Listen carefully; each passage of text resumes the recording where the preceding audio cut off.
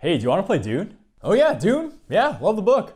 Love the movie. Didn't like the new game though. Oh, what? You don't like this one? No, I like that one. I just don't like this one. We could play that, but I was thinking about the other Dune. Not 2021 Dune? Not 2019 Dune? Not 1979 Dune? Dune Imperium. Oh yeah, Dune Imperium. Heard of that one. Isn't that one a Euro? Deck building, worker placement. How much Dune could this really be? Dune, the classic sci-fi IP, with its first new board game release in nearly 40 years! Well, kind of. There's this new Dune board game because we're late to this 2020 release, but oh my gosh, has Dune Imperium shot so high in the BGG ratings. Dune Imperium is a worker placement but combined with deck building for 1 to 4 players in 1 to 2 hours. The game says that the fate of the Empire lies in your hands. But how true is that in a Euro with worker placement? Does that even feel correct? Anyways, let's get into it. Here's a quick how to play. We're each playing as one of these characters in the Dune universe. So you can play as Paul himself right here, or this quadruple chin guy.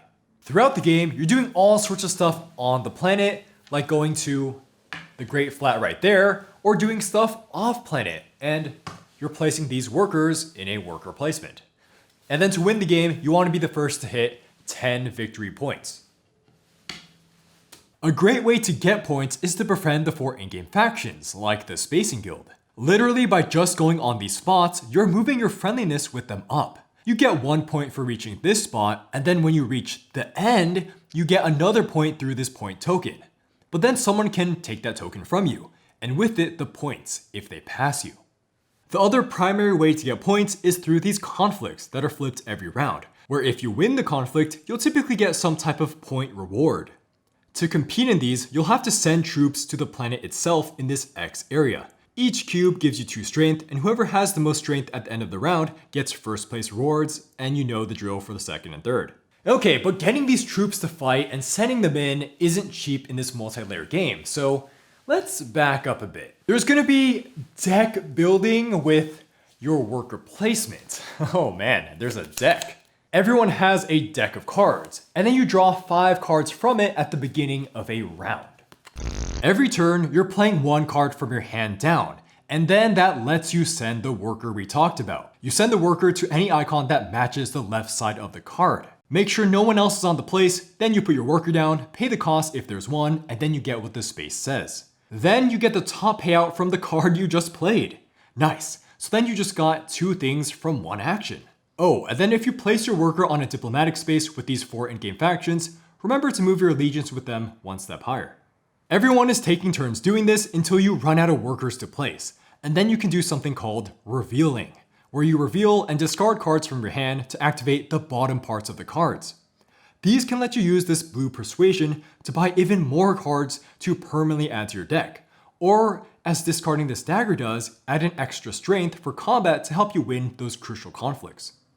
Once every player has done their final turn by revealing to discard their cards in their hand, then you check who won this conflict here. I have the most strength, I win, I get a point. And then there's just bookkeeping. You put spice on places with that icon that no one went on this round, and then you take back your workers. Next round, draw 5 cards, then reveal the next conflict for the next phase. Whoever hits 10 VP first wins the game, or if this conflict deck runs out, whoever had the most VP when it ran out wins the game. That's it for now. So now let's hop into the review, starting with the pros. First and foremost, this board looks pretty cool and it's also very functional. It has all these different segmented spaces off planet and then on planet to place your workers. And there's even this big fat funnel right over there to shoot your workers from space into the planet. The cool art continues with the characters, cards, and cards, and cards. Yeah, there's a lot of cards. They all have this muted look heavily inspired by the 2021 Dune movie. These wooden components are the awesome touchables here, where there's the bright water that looks actually like teardrops, and the different spice and Solari tokens that feel so chunky. In fact, even the cardboard chits are great quality, and maybe the leftovers from this sheet you punch stuff out of is a bit overkill. There is included plastic bags in a cardboard insert, and for some reason they give you plenty of this spice melange too. Never seen that in a game before. Dune Imperium is easy to get started with the rulebook, which is mostly awesome. And there's this side sheet that explains all of the spaces on the board, but more on this later. Player aids are also fantastic, even explaining when you can play miscellaneous cards, and they're double-sided, meaning that, whoa, on the back are these asymmetric characters. This is all digestible asymmetry that leads to pretty different playstyles. Each character has one ability that triggers off of the one signet ring card that everyone starts with, and then they have a second ability that triggers whenever it says it does. So you could have the brutal Beast Raban, your Groot dude, just get a bunch of troops with his signet ring. These troops make this guy really strong early, where you can constantly inject troops into early conflicts. Then something like Leto Atreides starts getting stronger mid to late game. At that point, he could really start catching up on faction alliances by just paying spice. That's a lot of point potential. Our main man, Timothy Chalamet, has an ability that is just always good, Prescience, to constantly look at the top card of the deck. Oh, and then his very own signet ring lets him draw. So Prescience could be a good way to test whether or not you're going to be drawing something good. Oh, hey look, it's Stilgar. Yes, of course, let's get him in our hand. Ooh, but you don't actually start with Stilgar in your deck. And this is where the massive deck building options and strategy comes in. You have to remember that each card is 3 parts. First, the active benefit, then if you decide not to play it and reveal it or discard it, and then where you actually get to place your workers if you play that card. That really starts to warp your head with the options from these 3 piles here and these 6 cards from this row that constantly get replaced with new cards. There's all sorts of variety with these 67 viable cards filled with, well, Dune things. There's ambassadors to the shipping guild to give influence with them, or there's those sneaky Bene Gesserit sisters. Or how about the characters of the Dune universe, where if you already played a Bene Gesserit sister, you can play Reverend Mother to discard 2 cards from other people's hands. That's kinda like Militia in that Dominion deck builder of ye old, but trickier to use. The list is just crazy. You can breed some genes, get Thopter guns to shoot down your opponent's helpless troops, or have a firm grip with the Emperor's Clench, or be rich with opulence. And okay, we can't go through all of these here, but, if you want to make a diplomacy comeback, you can power play for a 2-space jump. How about getting freaking points through buying the most expensive card in the game? Last one for real, there's a bunch of Fremen that can bond together to get bonuses, and that encourages you to buy tons of Fremen and discard them together. Wow, easy 2 spice there. And when you combine this card buying with your character's ability, that's when it gets even cooler. Say you're playing Countess Ariana, who has to trade in a spice for 1 card draw when harvesting spice. Card draw, cool. Losing spice, not so much. So to compensate for that spice loss, maybe you want to look to get a carry-all to increase your spice income. Now you have great spice income and a card draw every time you use that card with Ariana. And hey, since you have so much spice at this point, why not spend it at a Fremen camp to get 3 troops? Or maybe you want to double down on drawing with the Count Rachise, who lets you draw. So play Lady Jessica with him to draw 2 more cards. Now you've drawn 3 in total. Well, maybe you like drawing so much, you want to get her back with this other memory. Then play Lady Jessica again. Or you could combine this with this crazy witch lady to move up in any diplomacy track. But for how cool all these cards are, you shouldn't tunnel in too hard on just grabbing cards left and right. Because, well, this game is also a worker placement too. But hey, if you want to place workers in a very specific destination, you're going to make sure you have those colors in your deck, right? Make sure you have them. Just like variety with the deck building, there's good variety to plop down your workers, from trading in resources, spending water to draw a bunch of cards, or hiring an extra Swordmaster worker by paying tons of cash. If you're super dedicated on buying cards all the time, you could do it, then you could be part of the High Council, giving you 2 buying power guaranteed every turn. And remember how you're fighting over this central conflict every round, and you want to send troops in? Well, that makes these spaces with the sword icon that lets you send in the troops way more important.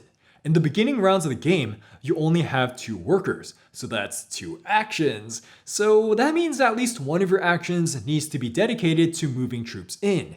That is, if you even want to contest this round. Troops are not just free, at least most of the time, so to buy those troops, you need to carefully harvest spice, get some water, or just accumulate pure cash. And collecting those things can be the other half of your round's actions. Then remember there's those side races, those tracks for VP. So maybe you want to get those instead of troops this round? It's best when you can just get both here. But back to troops, it's not that you're just spending effort to send them in, it's you have to really think about how many you want to dedicate, because at the end of the round, after the fighting's done, every single troop that was in the middle just dies, thanks to weather. But that means that every troop that you commit now is something you won't have for a later round. You're frequently just questioning if it's even worth it to go hard on conflict now, if your opponents look especially battle hungry, or if you suspect they have a bunch of daggers in their hand to add to the strength. You really have to pay attention to turn order here. Sometimes there's fun value to even just try to get third place on a card by sending one cube in. Getting a couple spice or just some coin for minimal effort is always awesome. Let the other people duke it out for now.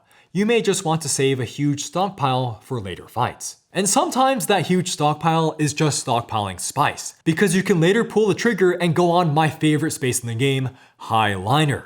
You make this massive contract with the Spacing Guild to pay a ton of spice to get 5 troops and deploy them right away. That's 10 strength, not including you can add 2 more if you had them in reserve.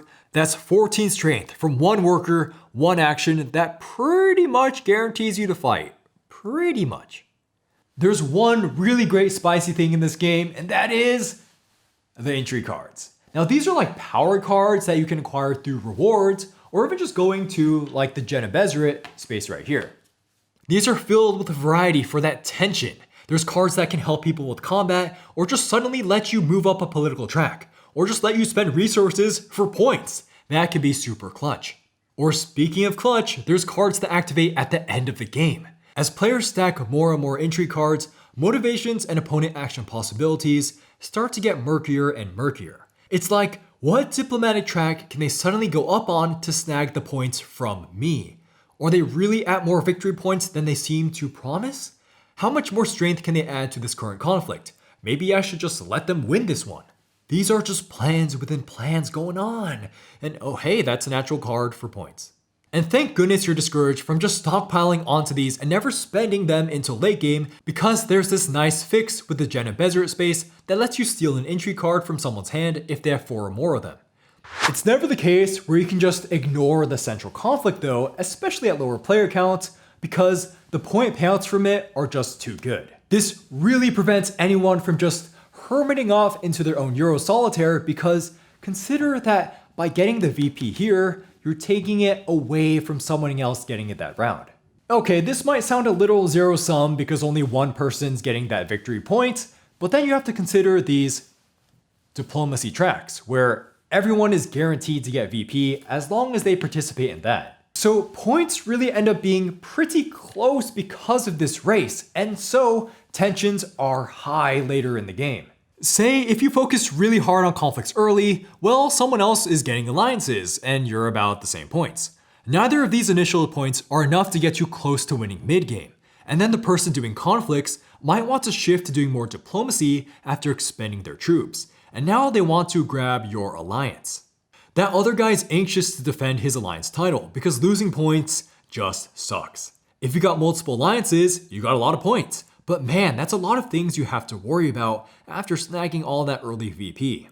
As late game rolls around, you'll see players creak up those faction tracks to get that 1 VP. But if the incumbent maxes out on the track before you, well, all your extra work on those tracks was not as fruitful as you'd hoped. This whole dynamic here feels very smooth in the context of the game, because you have to consider by putting down your workers, whether it be for a conflict or for diplomacy reasons, you're getting a benefit from getting to either put in troops or move up this track, or in this case, you get to do both. Highliner is awesome. It never feels like you're trapped or you're purely dedicating yourself to one area of the game as the game keeps progressing. And as the game keeps progressing and we get to these 2 and then the tier 3 conflicts, these give 2 victory points instead of 1. That's an insane jump in payouts. So if you win one of these conflicts late game, you're in the running to win, even if you were previously pretty behind on points. Don't forget too, you're building your deck this entire time, so your hand will end up looking different as the game goes on. with simple Dune, the desert planet, eventually trashed because now you have the Sardaukar infantry, and you can hear their fast food chanting. Cheeseburger, cheeseburger, cheeseburger, Big Mac, Big Mac, Big Mac, Big Mac. And this game runs true to time. It really is at about that 2-hour mark at 4 players. And most of the time, it'll end at about that 7th or 8th round, meaning that you won't even see this entire deck. The replay value is also straight fantastic too. There's, of course, the 7 different characters, you got a bunch of entry cards, conflicts will be slightly different every game in maybe a different order, and then there's all these cards right here, all these buyable cards with a lot of one-of copies. And that's when we get into the deck building replayability. The deck building strategy will really be shifting from game to game. Your deck's identity is based off of what cards you're able to buy first, combined with your character ability, then combined with what entry cards you're drawing in the game. But it doesn't even come close to ending there. You have to factor in your opponent's willingness to go in hard for conflicts, or you want to see how hard they're competing for diplomacy when you're buying cards. Maybe him buying 2 guild administrators means you can't ever win on a spacing guild race. And you have to look at the pacing of the game, because some games could end early, like in round 7 or 8. So in that case, you want to not really focus on building an engine and just rush for points. In other games, it's probably a little more slower and you can be more methodical in building out your engine. Maybe getting things like guild bankers to buy a bunch of the spice must flow for a ton of points. To get away from cards from a bit, we've seen games won without ever grabbing your 3rd action, your 3rd worker in this worker placement. So it's never a dull action to just go ahead and grab that there. To reiterate, you could easily get dozens of plays in of Dune Imperium without games feeling too similar, since you're mixing and matching characters, intrigues, and conflicts with that deck building novelty of making new card combos with multi-layered cards. In wrapping it up, this game has that theme meet gameplay surprisingly well, even though it is fundamentally it is a Euro. So this isn't an area control where you're actively fighting over regions for control of spice, but you actually can get control of territories in this game, and you can get spice by winning conflicts. If you own the Imperial Basin, if anyone goes there, you get a kickback of spice. And you could even argue that it feels thematic for your workers, as you send your ambassadors to walk around the sand to garner favor with the Fremen, and then you can unlock the revered Siege Tabor. And we gotta give a shout out to the resources in this game. They feel really appropriate. Like, the Solari money, it's nice, but really, the spice is where it's at to do the big plays in this game. And you know how to get that spice? Well, you gotta go on planet. And once you're on planet, well, then you can send troops in to go fight. Also, water. Water is so scarce. And the way to get it is by going to the Fremen. And you know what? If you're homies with Stilgar, he can give you water every turn you use him. Freaking awesome.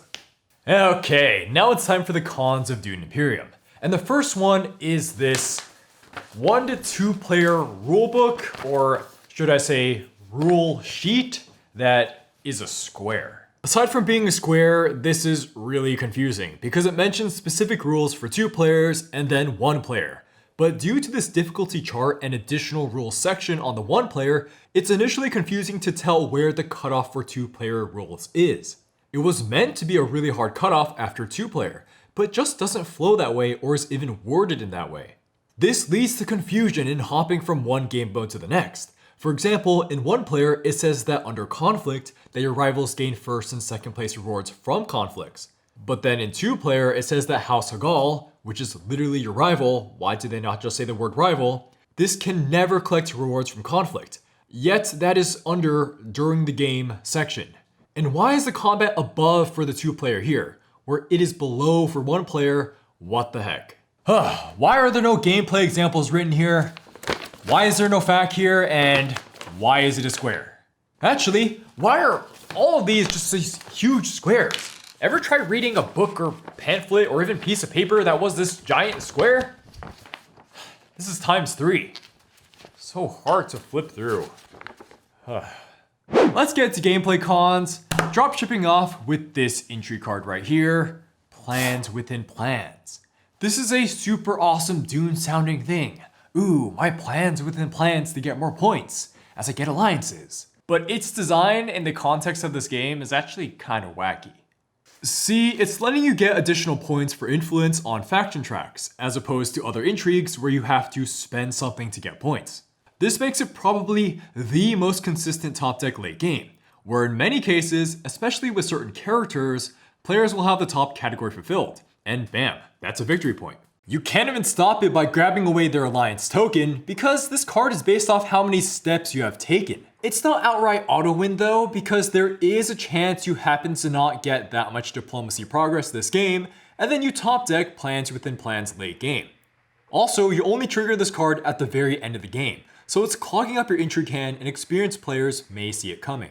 It's just that its design does feel too easy sometimes for a game that otherwise has very tight resource management. Remember, you do get a point for moving to tier 2 of each track anyways.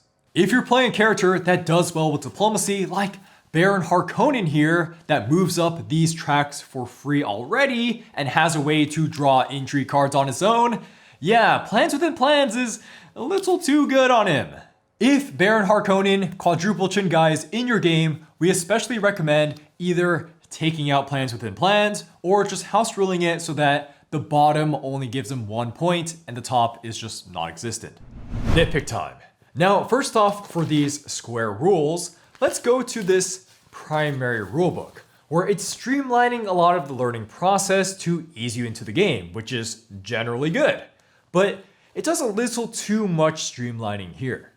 It takes a lot of crucial information needed to play through at least the mid game and puts it on the very back, like very important symbols like drawing a card or trashing a card, which are one of the most crucial mechanics. We know you're meant to reference the destination sheet as well if you're confused, but come on, at least mention crucial symbols once in the meat of the rulebook. There is an included strategy tip section. This is okay, more so the advice on conflicts and buying cards, but we would have wanted half this space to be a FAQ, instead of them just chickening out and putting it all online.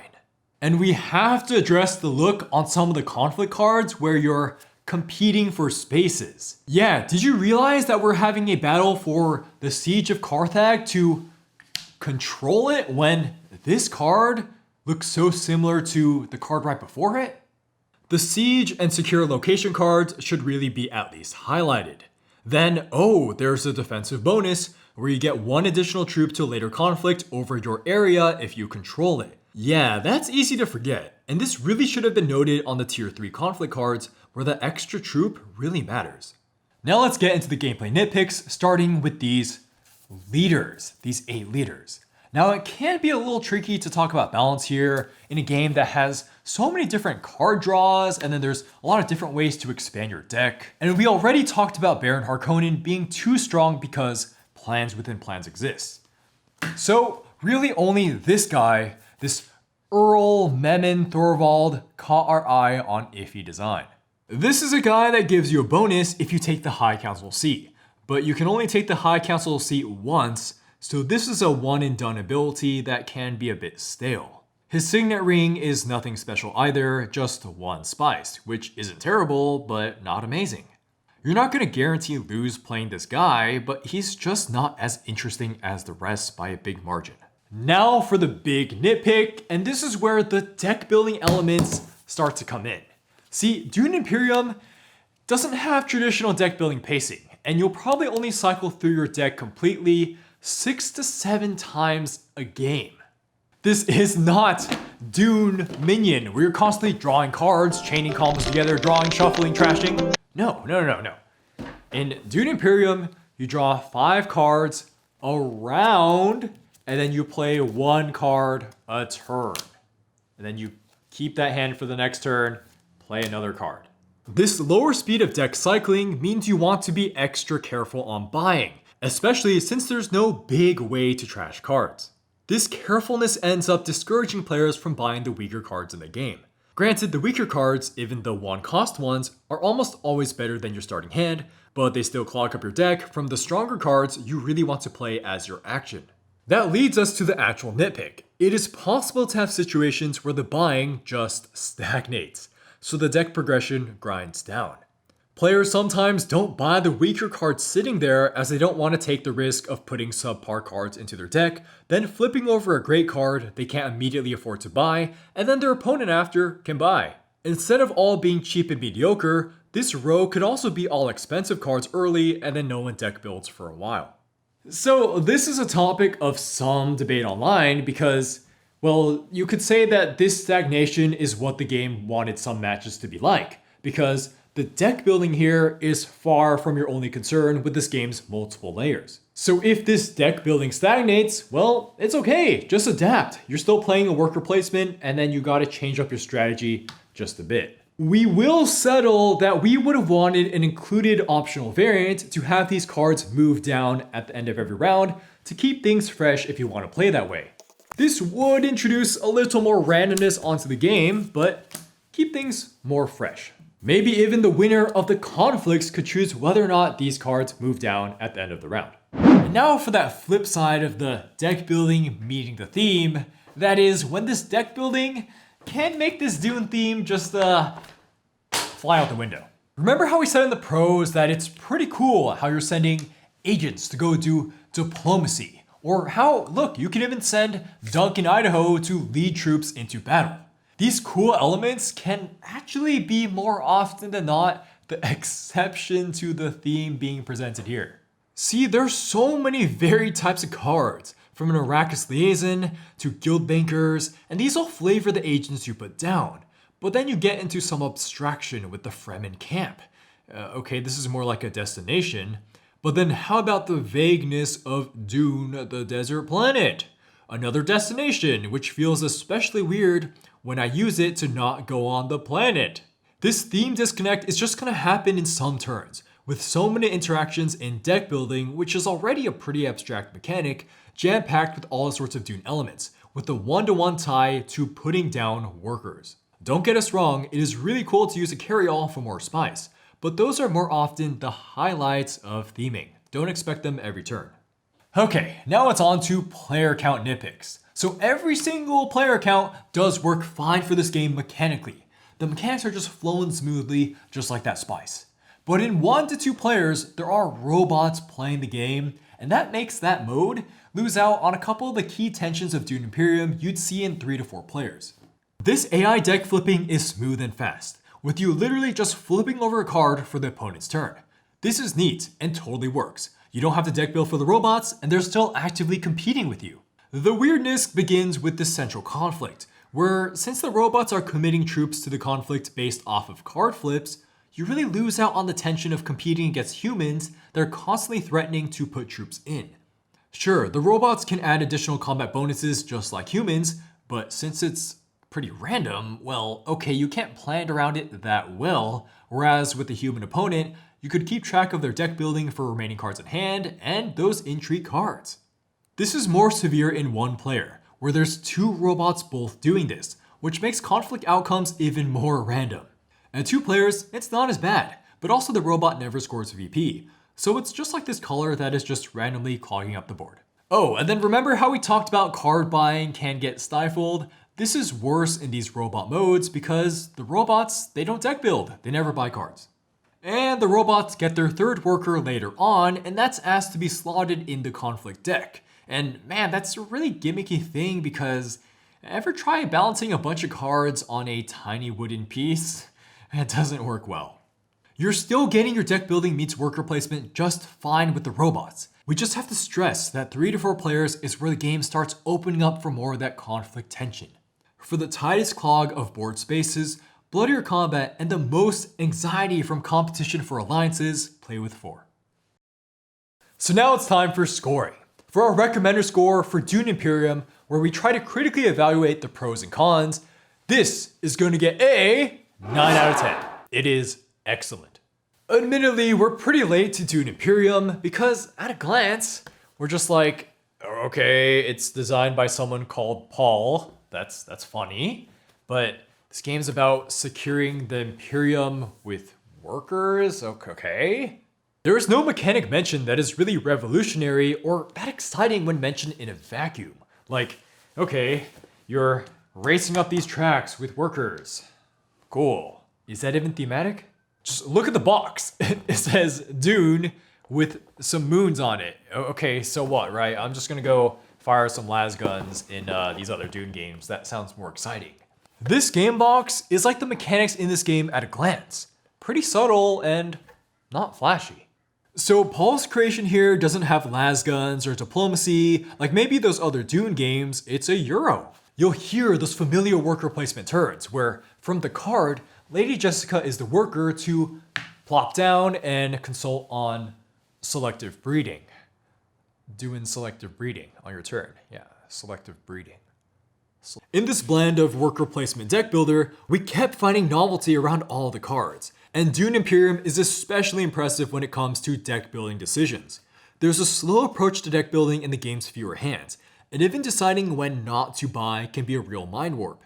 In fact, one of the most impressive draws to return to this game again and again is the skill curve it takes in buying. You adapt with the random card flips and opponent's direction of decks, as you're also deciding if you even want to buy this round, because maybe you want to play your best card for its top, not the bottom benefit.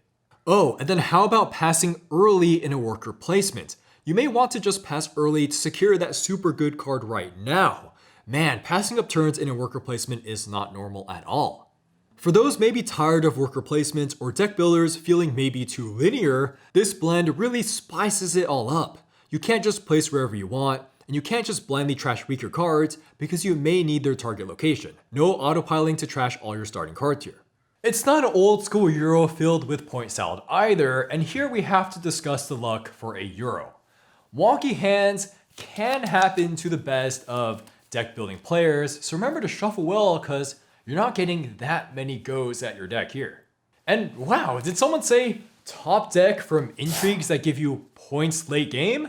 Oh, and then maybe after you buy, well, Stilgar gets flipped, and I really wanted him, and now my opponent grabs on his turn. Freaking unlucky again. I needed that water so bad. However, a lot of this randomness ties into the murkiness of late game tension and really encourages healthy randomness adaptation. Like, you don't really know what intrigues your opponents are going to play, but over time, you'll know that, oh, these are the cards that are copies of each other. And oh, there's only 5 intrigues in the deck that directly give you points. Plus, there's that nice probability calculation with your deck. You don't have perfect prescience to get perfect hands, but you can really start to cater your outcomes and predict your relative strength if you do decide to draw 3 cards right now. Probably, just probably, you'll get those needed daggers to boost your combat to get that final 2 VP to clinch the game. And that's the thrill of Dune Imperium. There's so many varied cards that can be bought and then combined, fun momentous spaces on the board, and all sorts of intrigue to change the outcomes of battles and alliance races. The very race of grabbing those alliances makes victory point leads frequently in question. Or in some games, some guy is trying to stall the game out by trying to tie conflicts so that no one gets VP, while he builds a point engine so the spice must flow for his deck.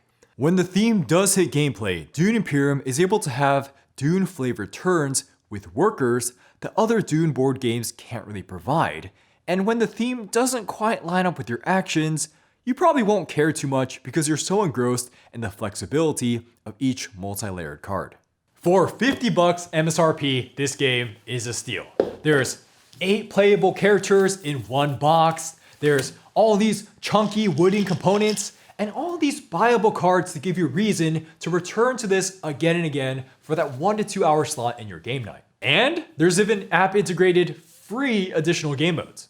If you download Direwolf's app on your phone or through your computer via Steam, it automates your 1 to 2 player mode. Cool. But then there's 2 actual game modes here we're talking about, which we haven't played an actual game with, but look awesome. If you think the same deck building hands are a little stale, well then you can play Blitz that gives you new hands and also reduces the playtime. And how about this from a page of the original 1979 Dune? You can predict who wins the game, and you get a bonus if you guess correctly. There's also Arakeen Scouts, which probably makes the game a little bit longer with more decisions. It has these scouts going around the Imperium, which means it's essentially adding an event deck. Spaces will have more abilities from round to round, adding so many more options. With this expansion, the rise of Ix on the horizon for us that adds more characters, cards, and changes some spaces on the board, we just can't wait to get our hands on that. We just couldn't find it anywhere in time to make this review. Dune Imperium is gonna get a 7 out of 10 for me. It's a good time. So I got a disdain for Euros because solitaire, dull themes, boring aesthetics, yada yada, you've heard it all before, the usual complaints against Euros. However, Dune Imperium does a lot better compared to most other Euros for me, primarily because of 2 reasons. More interaction and a ridiculous amount of options. Dune Imperium lets you play as solitaire or as interactive as you want through its progression systems. You want to constantly race other players to see who can build the biggest army the fastest every round? Totally viable way to get points. You want to build a deck that can buy the victory point card every turn regardless of what everyone else is doing? Go right ahead. Obviously, I would prefer even more conflict than what's currently here, but I super respect the design decisions this game takes because of how everyone has options for what they want their gameplay to be. And all the options you can pick are great, because while your turns are super simple, play a card, place a worker, there are so many systems working in tandem with each other. You want a crunchy Euro? Dune Imperium has you covered. What I especially like about having all these different systems and currencies that connect with each other is that I feel so much more blocked off by opponents going to certain locations in comparison to other Euros where oftentimes I find I can still make my engine work just fine with just some minor tweaks. That isn't the case here. You can have your whole hand ruined pretty easily by someone going to the spot you wanted. Even more so for the spots that get you bigger armies. If you want a ton of spice, you want a ton of water, you want a ton of whatever it is that you really need, you really got it secured in this game. As a result, I'm not bored between turns because not only do I have a lot to think about because of the build paths, but I also have to account for other players taking my spots to a much higher degree. Backup plans for your builds are so important because there's no way you're going to be able to contest everything. So you really going to have to pick and choose where you want to put in effort. Especially because everyone plays as different characters who have slight advantages in different areas. But those slight advantages will heavily incentivize certain lines of play, so it can be easy to get caught up in being pulled towards 2 different directions. And to top all of this off, there's a really healthy amount of RNG in my opinion. Your card draws will definitely matter, as well as when the big point conflict rewards pop up, and what entry cards everyone's going to draw. I'm always a fan of adapting to widely dynamic game states, and Dune Imperium has such an amazing sandbox to do so because of how much everyone has to contest the different resources. So why isn't my personal score higher if all this sounds like endless praise? Well, first of all, it's still a Euro with some interaction, but not a super high amount, meaning that I'm still far more focused on what I'm doing and can still get away with just not paying attention to others if I know I can't be affected by their decisions. Either because I already have what I need, or the cards in my hand just happen to be extremely versatile. And second, like all good Euros, there's a certain level of prescience you can have around mid-late game where once you see everyone's builds in the point track, it's really clear to me who's going to win and who doesn't stand a chance. Like in the first game I played, I was the Beast Raban dude, and I happened to solidify 2 faction alliances super early, so there was no chance in hell anyone could make me lose my signet ring power. Plus, I had a really slim deck that frequently spawned in tons of soldiers, and I became insanely hard to contest during fights. On top of drawing some bullshit entry cards that just shot me up to 12 points. So yeah, super clear I was going to win, very disengaged around halfway through. Then the second one, I was experimenting with some weird strats like trashing a bajillion cards and trying hard to do some Bennett Gesserit combos with my hand, but unfortunately, I just had my booster shot in that day and miscounted my resources constantly because I was just like, oh, fever dreams. So I ended up being like a turn or 2 behind everyone, on top of buying the 3rd worker when I totally didn't need it because so many cards I had didn't even need to be played. Could have just revealed early, cashed on point cards, no problem. That one, I was very sure I was going to lose, especially when my opponents had much more efficient ways of doing what I was trying to do. Also, there's this card, Reverend Mother, that makes others discard. That one is kind of terrible if we're not going first, or if opponents aren't really trying to buy high-cost cards. So, goddamn, I got caught by that noob trap pretty hard. So I was like, oh, it makes other people discard. Oh, that's so good. But again, this is all personal tastes. I would obviously still recommend Dune Imperium in a heartbeat if you're looking for a Euro with a really unique blend of deck building and worker placement. Remember that for comparison, a majority of Euros are 3s or 4s for me because what ends up happening is that we all end up just jerking off in our own corners, totally disengaged from each other, and then whoever computed the hardest wins, which is not my idea of a good time for a social in-person gathering with friends. Wingspan! Plus, a lot of them just aren't complex enough to me in terms of options and build paths. It's too often that you're hardlined into certain dominant strategies or openings, and there's just not that much room for player expression as a result. Alright, yeah, personal score done. Check it out. Boom. It's a good game. You know it is. Okay. Now it's time for my personal score on Dune Imperium, and this is going to get a 8 out of 10. I have a great time with it. Right away, I just love the art style here. And when this gets combined into me playing some of my favorite characters from the hand to do actions and get their card benefit, man, I knew I had a winner. As I save up for Gurney Halleck on my turn, this crazy ability, it feels like a rare card that I'm putting into my deck to permanently have, kind of like a TCG, a trading card game. That being said, I'm also a huge fan of deck builders, and Dune Imperium having this slower deck building pace, I actually ended up really liking it. The stakes are higher, and I'm encouraged to carefully manage my hands because getting good hands has real consequences on the board where I'm actively competing with my opponents over points. That's that conflict interaction with this cube pushing. I know, cube pushing, right? But it's super tense here. I'm constantly agonizing over how to min-max to barely win while keeping track of other people's potential daggers. And that paired with only having 2 actions a turn to send troops in, there's just not enough time. I've even had in late game cool negotiation happen over the voice placement. So there's definitely quite a bit of interaction here for this leaning into my Euro side of my collection. How much money do you have? I don't know. It's never a good sign when someone looks over and says, hey, how much you got? I love that updating of strategy with how cards come out or with how people are racing up diplomacy. The cool thing about dropping this review later is that I've gotten to play it almost a dozen times, and I found some small personal gripes. I've noticed that when I'm not injecting novelty through deck building due to weak hand draws, unlucky again, or off of just a more conservative buying strategy, the game can feel a bit repetitive actually, especially in mid-game when mediocre conflicts come up and I'm just stuck with boring cards. Then the board is always exactly the same. There is just conflict after conflict every round, and that in a 1 to 3 player game makes Dune Imperium feel stale sometimes.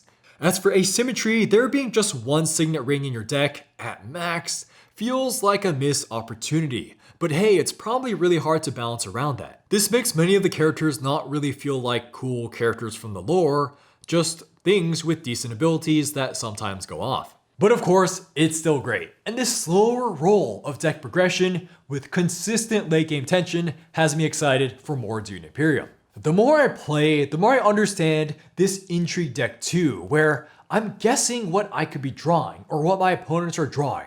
And this really reminds me of my beloved game, Takenoko.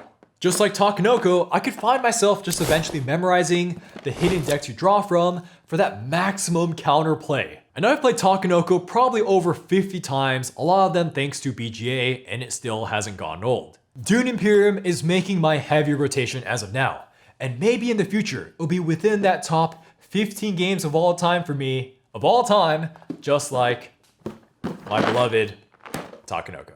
It is way more complex than Takenoko though.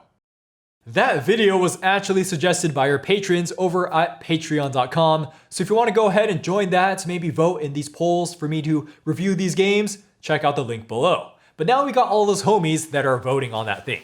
So we got Manuel G, Brian C, Clifford H, Aaron W, Max B, Bora, Jeremy M, C, Charlie P, Quinton S, Samus, Drop Star, Alvin Y, Bumps K, Ryan D, Jeff L, Matt G, Peter Z, Spinner Step 1, Ryan J, Brad G, TMO, period, Mark A, James M, Evan B, Charles P Jr., Josh J, Basketball, Rado, Sophie, Ryan T, Colin, Alison, TTP, HTP, Omar F, MY, Ethan P, Bradley J, John C, Galvin V, Jorges, SS Co, Alex L, Rob R, Senator 2, Dave F, Josh R, Pat, Cheryl C, El Wayne, Kyle M, Amir H, Right Left Spin, Counter S, Awa Books. We also got 2 Mads cardboard, we got ZL and Jeff L, we got that guy right there. We also got our Mad Lady cardboard, we got Amy. So that was Dune Imperium. Again, we're super hyped for the expansion, and remember to like, comment, and subscribe. See you later. See ya on the Rise of X, or maybe another video. Bye-bye.